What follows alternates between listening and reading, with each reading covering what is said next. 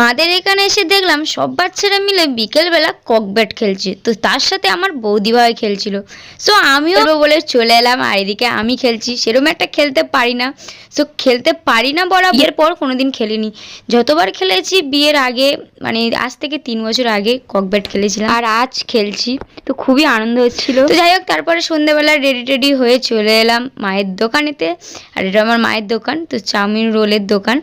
তো মায়ের দোকানে এসছি, আর তার সাথে এসছে আমার দাদু, দাদা, বৌদি, মানে সবাই মিলেই এসছিলাম। ওইদিকে দেখতেই পাচ্ছি সবাই মিলে দাঁড়িয়ে আছি।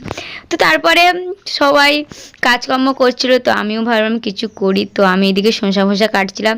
তারপরে আমার একটা দাদা এনে দিল ফুচকা, তো সবাইকে ফুচকা দিচ্ছি এদিকে দেখতে পাচ্ছ। কিন্তু আমি মানে সেরকম একটা ফুচকা পছন্দ করি না, তো 2-4টে খেয়ে। আর এখন প্রায় 11টা বাজে রাত। তো এখন দোকান টোকান সব গুছানো হচ্ছে, আর এদিকে তোমাদের দাদা ভাই আমার বৌদি ভাই দাঁড়িয়ে আছে। তো দেখাবো নেক্সট ভিডিও।